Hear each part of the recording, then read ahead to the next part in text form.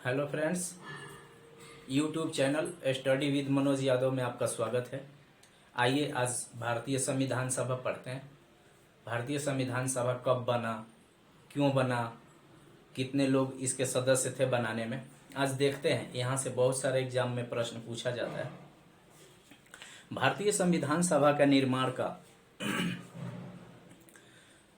मूल उद्देश्य ये था कि भारत की संविधान निर्माण किया जाए। अंग्रेजों ने ये कहे थे कि भारतीय जो संप्रभुता था, भारत की सत्ता भारत के संविधान सभा के हाथों में ही सौंपी जाएगी।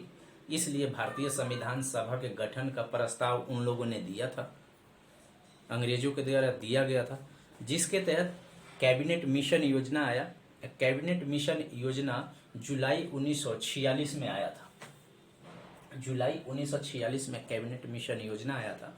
उसके सदस्य थे स्टेफोर्ड क्रिप्स जो अध्यक्ष थे, पैंथिक लॉरेंस उसके सचिव थे और एबी अलेक्जेंडर नौसेना के मंत्री थे। इन लोगों के द्वारा इन तीन व्यक्तियों को कैबिनेट का सदस्य बनाकर भारत भेजा गया था कि आप जाइए और भारतीय संविधान सभा का निर्माण करवाइए, और उन्हीं के द्वारा संविधान निर्माण होते ही भारत की प्रभुसत्ता भारत के हाथों में सौंप दिया जाएगा।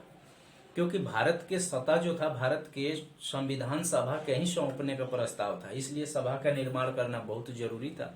और कैबिनेट मिशन की संस्तुति पे संविधान सभा का गठन हुआ।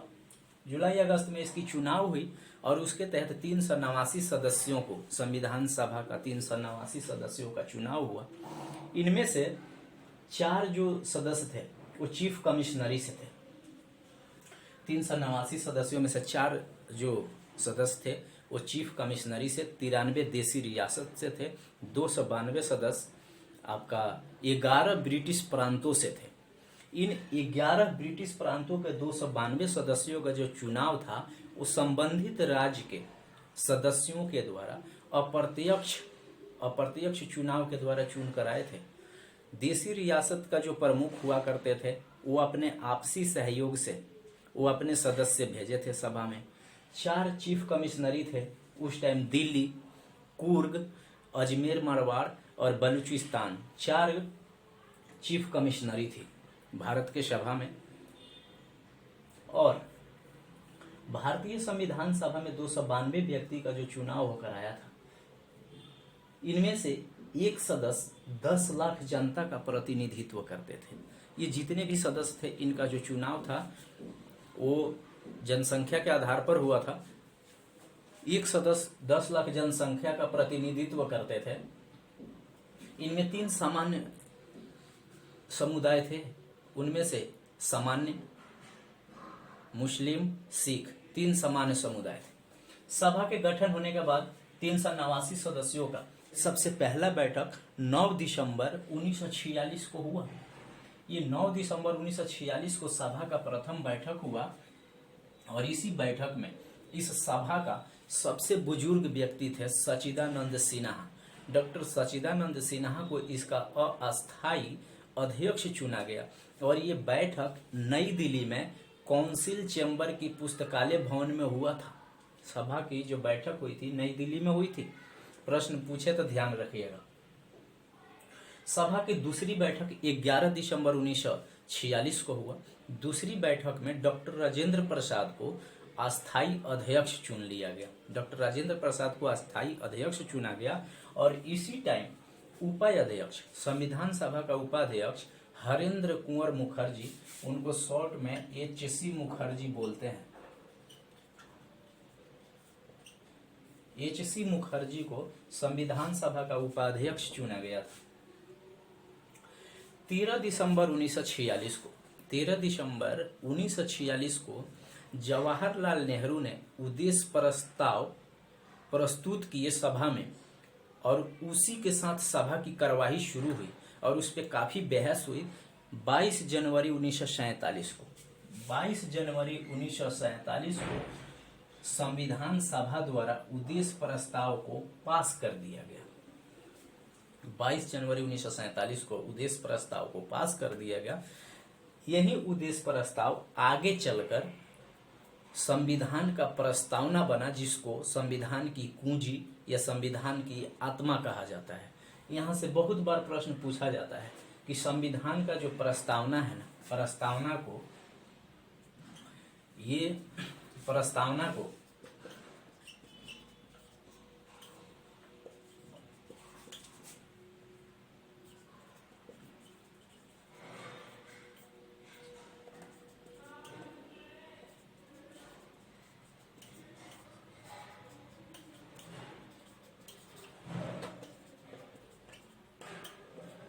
सबसे बाद में जोड़ा गया था।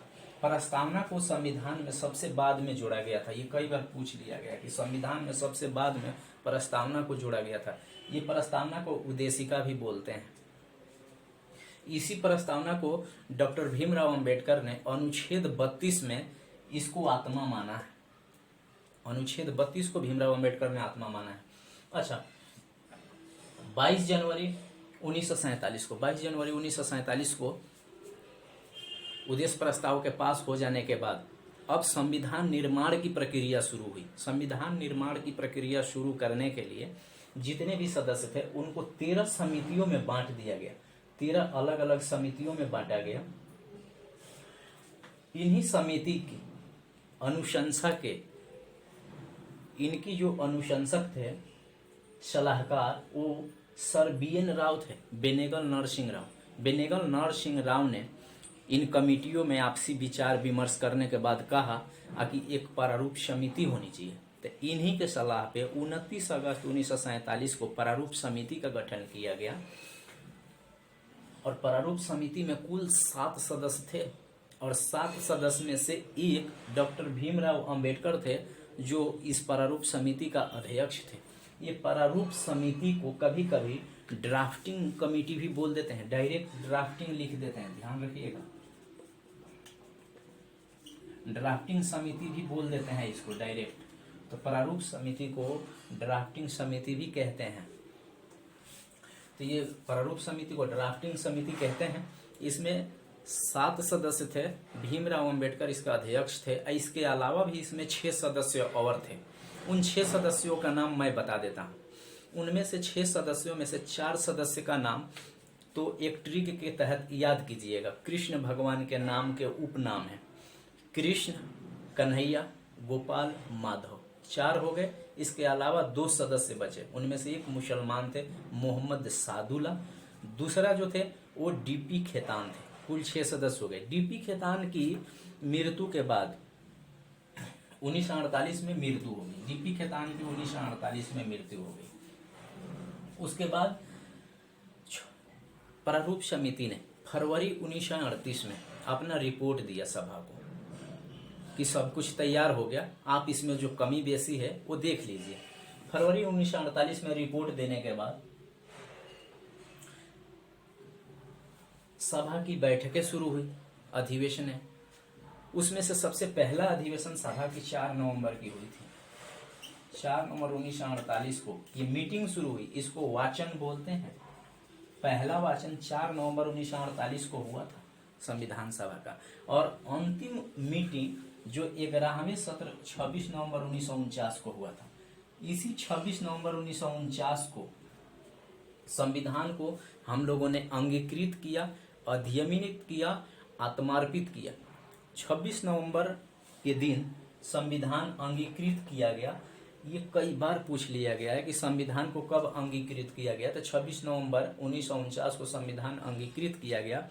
जब 26 नवंबर 1949 को संविधान को हमने अंगीकृत की, तब संविधान सभा में कुल 395 अनुच्छेद, 22 भाग और 8 अनुसूचियां थी। वर्तमान में ये 12 अनुसूचियां हैं। वर्तमान में 12 अनुसूचियां हो गई है। संविधान 26 नवंबर 1949 को अंगीकृत किए। उसमें कुछ कमी रह गई थी। हमने जितने भी सदस्य थे उनसे साइन लेना बच गया था।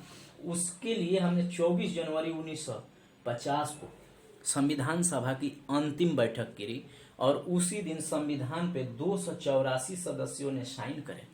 284 सदस्यों ने साइन करे संविधान पे, और उसी दिन देश का प्रथम राष्ट्रपति डॉक्टर राजेंद्र प्रसाद को चुन लिया गया। और 24 जनवरी 1950 के ही दिन भारत का राष्ट्रगान जन गण मन को अपना लिया गया। ये जन गण मन रविंद्रनाथ टैगोर के द्वारा लिखा गया है। 26 जनवरी 1950 को भारत का संविधान पूर्ण रूप से लागू हो गया। भारत एक गणतंत्र देश बन गया। गणतंत्र शब्द फ्रांस से लिया गया है, देश में गणतंत्र शब्द फ्रांस से लिया गया है।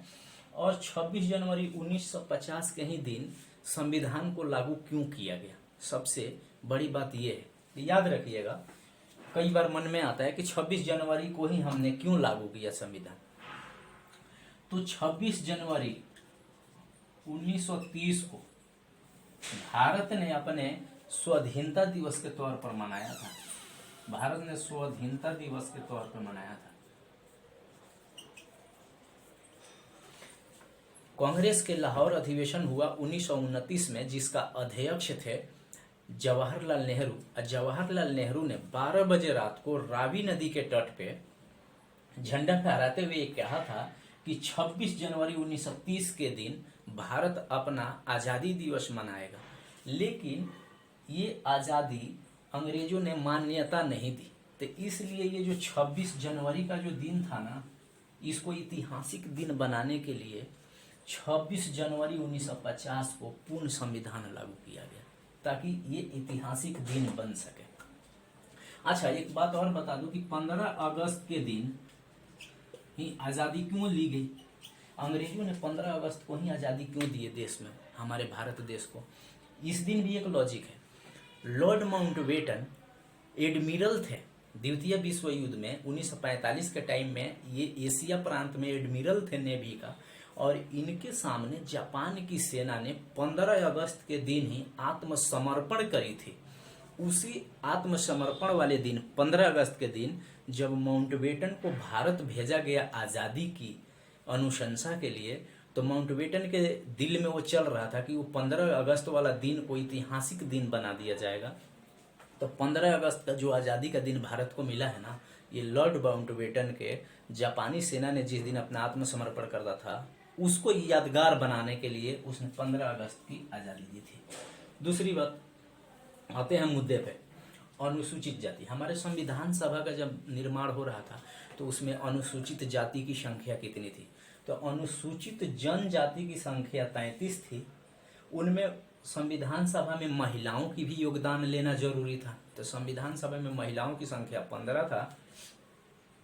संविधान सभा के निर्माण का विचार सर्वप्रथम महात्मा गांधी ने दिया था। गया अधिवेशन कांग्रेस का हो रहा था 1922 में, तो अभी गांधी जी ने बोला था कि भारत में एक संविधान सभा भी हो और अपना एक संविधान निर्माण कर लिया जाए। उसके बाद एम.एन. राय ने दिया था, जो कम्युनिस्ट पार्टी का स्थापना किए थे, एम.एन. राय ने दिए थे। यदि कोई पार्टी संविधान सभा निर्माण का विचार दिया था तो सर्वप्रथम स्वराज पार्टी ने दिया था। देश विभाजन 3 जून 1947 को माउंटबेटन ने एक योजना लेकर आए और उन्होंने कहा कि 2 भागों में देश बटेगा, एक पाकिस्तान एक भारत होगा। तो उसको माउंटबेटन योजना भी कहते हैं और उसको जून प्लान भी कहते हैं। तो जून प्लान के तहत भारत का विभाजन हो गया, उसके तहत पाकिस्तान को भी कह दिया गया कि आप अपना संविधान सभा अलग बनाओ। तो विभाजन के बाद भारत में कुल 299 सदस्य ही बचे थे संविधान सभा में, और इनमें से 284 सदस्य ही संविधान पे हस्ताक्षर किए हैं। देश जब 15 अगस्त को आजाद होना था तो एक अपना झंडा भी होना चाहिए था, तो उसके लिए हमने 22 जुलाई 1947 को तिरंगा झंडा को अपनाया था। 22 जुलाई 1947 को तिरंगा झंडा को अपनाया था। ये कई बार एग्जाम में पूछ लिया जाता है। संविधान सभा का मुस्लिम लीग शुरू से ही बहिष्कार करती रही है। हैदराबाद तो एक ऐसा देसी रियासत है जो संविधान सभा में कभी भाग ही नहीं लिया, कई बार पूछ लिया गया है एग्जाम में। हैदराबाद एक ऐसा देसी रियासत है जो संविधान सभा में कभी भाग नहीं लिया। अच्छा, महिलाओं की संख्या भारत के संविधान सभा के निर्माण में महिलाओं की संख्या 15 था। जब देश विभाजन हुआ तो उसमें से 7 महिला पाकिस्तान चली गई, 8 महिला देश में बच गई। उनमें से भी कुछ महिलाएं जो अपना प्रथम महिला होने का गौरव प्राप्त किया है, उसमें से राजकुमारी अमृता कौर, ये एग्जाम में पूछ लिया जाता है, ये प्रथम केंद्रीय मंत्री होने की गौरव प्राप्त की है, प्रथम कैबिनेट मंत्री, वो भी स्वास्थ्य मंत्री रही थी, स्वास्थ्य मंत्री ये रही थी। दूसरी, सुचेता कृपलानी। याद रखिएगा, जब देश आजाद हुआ तब कांग्रेस का अध्यक्ष कौन था, तो जीबी कृपलानी थी, ये बार बार पूछा गया है। तो उन्हीं जीबी कृपलानी की पत्नी थी ये सुचेता कृपलानी, इनको उत्तर प्रदेश का प्रथम महिला मुख्यमंत्री बनाया गया। इस प्रकार इनको प्रथम महिला मुख्यमंत्री होने का गौरव प्राप्त है भारत में। सरोजिनी नायडू को भी उत्तर प्रदेश का ही प्रथम महिला राज्यपाल बनाया गया। इस प्रकार सरोजिनी नायडू को भी प्रथम महिला राज्यपाल होने का गौरव प्राप्त है। विजया लक्ष्मी जो पंडित हैं, उनको संयुक्त राष्ट्र महासभा में सदस्य बनाया गया था। इस प्रकार वो प्रथम महिला भारतीय हैं जो संयुक्त राष्ट्र में सदस्य बनी थी। विजया लक्ष्मी पंडित जवाहरलाल नेहरू की बहन थी। ठीक है, इस प्रकार दोस्तों संविधान सभा समाप्त हुआ और इससे जितना भी रिलेटेड प्रीवियस ईयर में कोई एग्जाम में पूछा गया प्रश्न है उसका हमने संग्रह किया है। इसके तुरंत बाद उसको डाल देंगे और महत्वपूर्ण प्रश्नों का लिस्ट बनाया जो जितने भी एग्जाम आगे आएगा उसमें प्रश्न पूछा जाएगा या किसी न किसी एग्जाम में यहाँ से प्रश्न पूछा गया है। तब तक के लिए धन्यवाद।